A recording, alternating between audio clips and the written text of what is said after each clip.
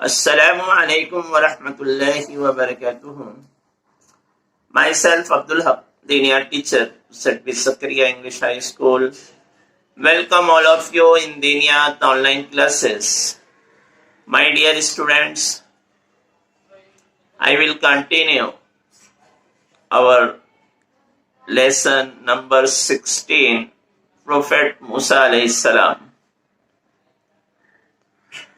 In previous lecture, I have been explained about the prevailing circumstances at the time of Prophet Musa alayhi salam and his childhood and upbringing.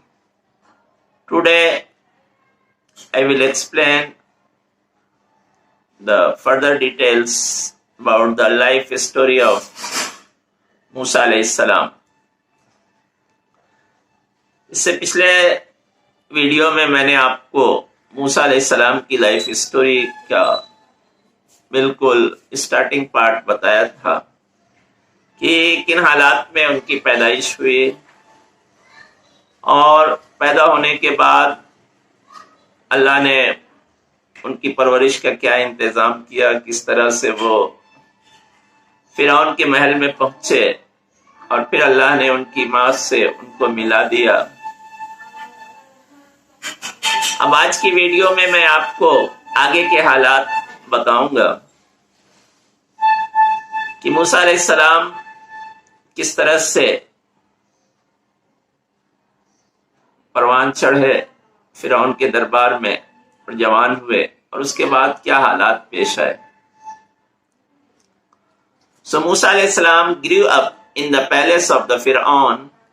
By the time he attained his youth, Allah had granted him the knowledge and the power of correct judgment. Once when he went into the city, he saw two men quarreling with each other. One of them was from his own tribe and the other from the rival tribe. The person from Musa alayhi salam's tribe asked for help against his rival. Musa alayhi salam administered a blow to the rival and the man died on the spot.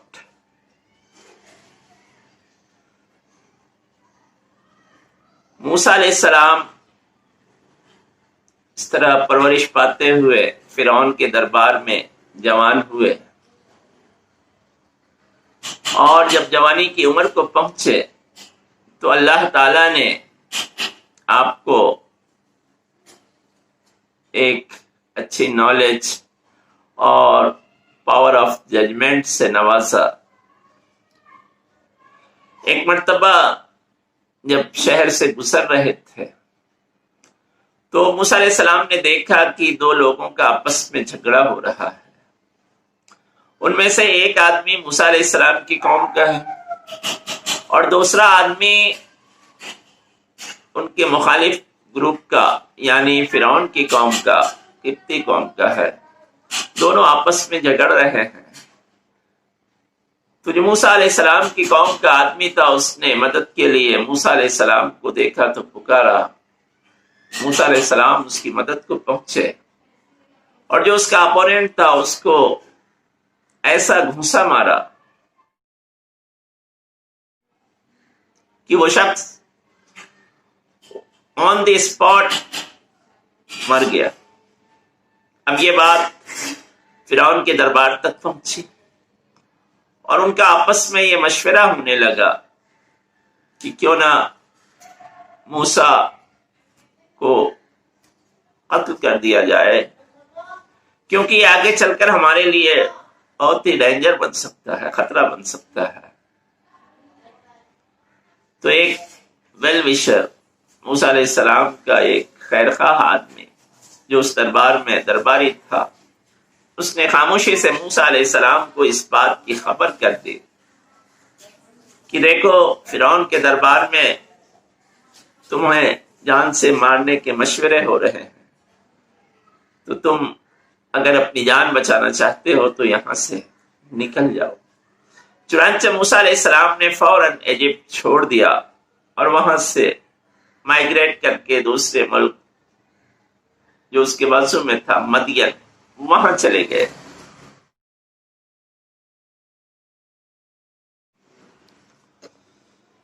تو جب موسیٰ علیہ السلام مدین پہنچے تو وہاں تو کوئی ٹھکانہ ان کا تھا نہیں، کہاں جاتے، کس کے پاس جاتے، کہاں ٹھہرتے۔ وہ ایک تالاب کے پاس پہنچے اور بہت سارے لوگوں کو دیکھا کہ لوگ اپنے جانوروں کو لے کر اس تالاب پہ آ رہے ہیں اور انہیں پانی پلا کر جا رہے ہیں۔ کنارے پہ دو لڑکیاں بیٹھی ہوئی ہیں اپنے جانوروں کو لے کر اس انتظار میں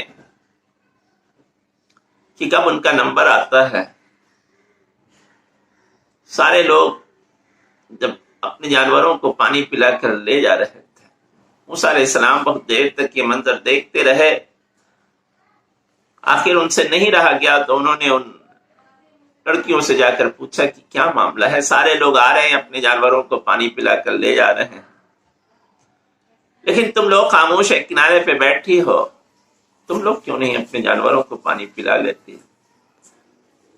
تو انہوں نے کہا کہ ہمارے باپ بوڑھے ہو چکے ہیں اور کوئی دوسرا ہمارے گھر میں ہے نہیں، اور یہاں پر جب تک گاؤں کے سارے لوگ اپنے جانوروں کو پانی پلا کر نہیں لے جائیں گے اس وقت تک ہمیں پرمیشن نہیں اپنے جانوروں کو پانی پلانے کی، یعنی سب سے لاسٹ میں ہمارا نمبر آئے گا۔ اب انتظار میں ہم ہیں کہ جب سارے لوگ یہاں سے اپنے جانوروں کو پانی پلا کر لے جائیں تو ہمارا نمبر آئے، پھر ہم اپنے جانوروں کو پانی۔ تو موسیٰ علیہ السلام نے ان کی ہیلپ کی اور ان کے جانوروں کو پانی پلا دیا اور کہا لے کر جاؤ۔ اب جب وقت سے پہلے اپنے گھر پہنچی دونوں لڑکیاں تو ان کے ابا جان نے پوچھا کہ آج جلدی آ گئی، کیا بات ہے؟ تو لڑکیاں بولی کہ ایسے ایسے ایک اجنبی شخص تالاب پر بیٹھا ہوا تھا، اس نے جب ہم کو بیٹھا دیکھا تو اس نے ہماری مدد کی اور آج ہمارے جانور جلدی پانی پی لیا، اس لیے ہم جلدی لوٹ آئے۔ چنانچہ اس بوڑھے نے ایک شخص نے اپنی بچیوں کو بھیجا کہ جاؤ اس شخص کو، اس نوجوان کو بلا کر گھر لے آؤ، میں پوچھوں تو آخر وہ کون ہے، کہاں سے آیا ہے۔ چنانچہ جب وہ تالاب پر گئیں اور موسیٰ علیہ السلام کو بلا کر اپنے گھر لائے، اپنے ابا جان سے ملایا، تو وہ شخص، وہ بوڑھے آدمی بھی اپنے وقت کے ایک نبی تھے جن کا نام تھا حضرت شعیب علیہ السلام۔ انہوں نے موسیٰ علیہ السلام سے ساری باتیں پوچھی، موسیٰ علیہ السلام نے ساری کنڈیشن، ساری باتیں ان کو بتا دی۔ تو اس بوڑھے آدمی نے موسیٰ علیہ السلام کے سامنے یہ شرط رکھی کہ اگر تم 10 سال تک ہمارے گھر پہ رک کر ہمارے جانوروں کی دیکھ بھال، ہمارے کھیتوں کی دیکھ بھال، ہمارے گھر کی دیکھ بھال کر سکتے ہو تو ہم تمہیں اپنے گھر میں رکھ لیتے ہیں۔